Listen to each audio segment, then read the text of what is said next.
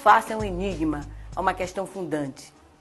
E a chave que abre nossa reflexão e nos faz avançar na compreensão dessa questão fundante é pensar o Estado no interior da sociedade que vivemos. A sociedade capitalista, a constituir o que podemos denominar civilização contemporânea do capital, que se materializa na economia, na política, na cultura. Hoje, nessa civilização contemporânea do capital, a expansão desse capital parece não ter limites, parece não ter controle nos circuitos da mundialização. Há acirrar contradições, apartações e exclusões, gerando uma crise que se aprofunda em um contexto de liquidez, instabilidades, inseguranças e risco. Essa é a sociedade que a gente vive. Essa civilização do capital, onde essa lógica do capital não tem limites, não tem controle.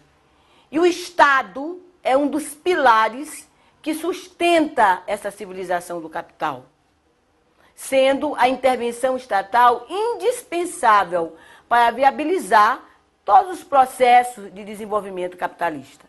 Basta dizer que a civilização do capital, ela não sobrevive um dia sequer sem a intervenção do Estado, através de suas políticas de ajustes em diferentes setores. A intervenção do Estado é decisiva para a acumulação do capital, para todos os processos do desenvolvimento capitalista. Mas, avançando na compreensão desse Estado capitalista, é preciso que a gente considere algo muito importante. Nessa civilização do capital, perpassada de contradições, o povo oprimido, o povo excluído, a maioria de homens e mulheres trabalhadoras, resiste, luta de diferentes formas. Dentro da civilização do capital, a força do coletivo vai se fazendo, né? E vai acumulando forças, sendo capaz de pressionar esse Estado capitalista, pelo reconhecimento de direitos, por melhores condições de vida, por melhores condições de trabalho. É a força do coletivo, encarnada nos movimentos sociais, que é capaz de tensionar, de confrontar com a lógica do capital, penetrando assim no interior do Estado, abrindo espaços, forçando a sua ampliação, no sentido de considerar interesse dos trabalhadores, interesse dos setores empobrecidos e excluídos. Logo, é preciso a gente entender que esse Estado capitalista, ele não é homogêneo. Ele não constitui um bloco fechado.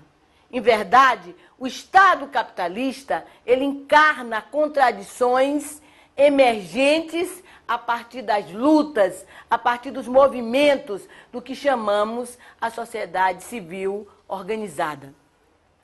E que é mobilizada por diferentes causas nos embates pela emancipação das formas de domínio do capital.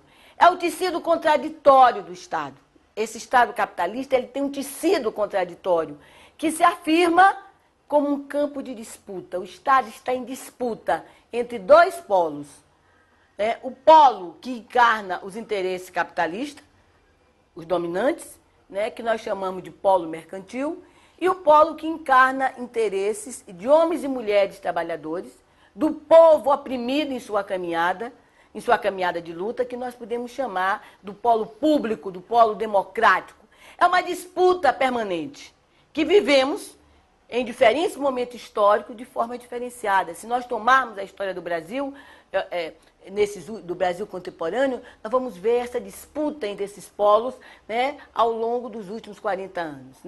Nos anos 80, nos 90, nos anos do século XX, nos anos 2000, do século XXI, nós vamos ver essa disputa que se dá e que revela esse tecido contraditório do Estado.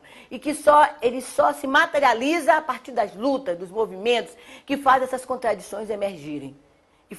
E pressiona esse Estado. Em verdade, pela força da política, a política com P maiúsculo, a grande política, a política das lutas coletivas, pela força dessa política, o povo organizado, ele tem um poder. Ele tem o poder de operar a ampliação do Estado, O Estado se ampliando pela força da sociedade civil organizada. É o que nós chamamos de democratização do Estado, pela força da sociedade civil, e que vai ser capaz de exercer o controle desse Estado. O Estado capitalista, ele pode ser controlado pela força dos movimentos. Claro que isso é uma disputa, é aquilo que eu falava ainda há pouco, é um campo em disputa, mas o que eu estou querendo chamar a atenção é que há um tecido contraditório que se revela na força da luta. Então, se nós pensarmos essa América Latina hoje, nós vamos ver que o povo organizado, né, numa democracia participativa, ele vivencia o que está sendo chamado de refundação do Estado. Está se construindo estados democráticos, populares, né, na perspectiva de afirmar a igualdade, né, a afirmação da igualdade e o reconhecimento das diferenças. É esse o Estado que nós queremos. Que esse Estado capitalista, pela força da luta, pela força da organização, pela criação de espaços públicos, ele possa ficar sob o controle dos movimentos do povo organizado.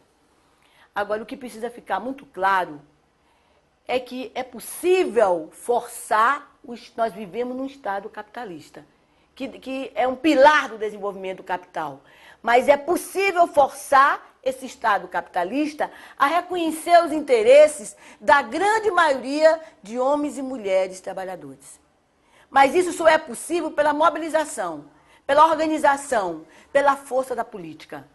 E aí eu estou falando da grande política, a política das lutas coletivas, a política do coletivo, né? É essa uma conquista gradual e permanente naquilo que nós chamamos uma luta de posições. Nós temos uma luta de posições, né? Uma guerra de posições, né? Então nós vamos ver que para isso, para que a gente possa, para que essa ampliação do Estado aconteça, para que essa luta de posições, vá se avançando nessa luta de posições, é preciso que os movimentos tenham muito claro quais são os seus projetos, quais são as suas utopias, para que eles possam acumular forças para refundar esse Estado, né? Refundar esse Estado. Só na medida em que a sociedade civil organizada, a sociedade organizada, clarear o seu projeto de sociedade, é que nós podemos pensar um novo Estado, com novos rumos, voltados para um desenvolvimento justo, para um desenvolvimento sustentável, que garanta a vida plena de homens e mulheres, em perfeita sintonia com a nossa Pachamama, né? com a terra, com a nossa terra. Nós queremos uma sociedade mais acolhedora, mais justa, mais solidária, né? Onde homens e mulheres possam ser felizes. E é a partir do coletivo, é retomando o coletivo que nós podemos confrontar com essa lógica de Estado que temos e refundá-lo numa outra perspectiva, na perspectiva do bem viver.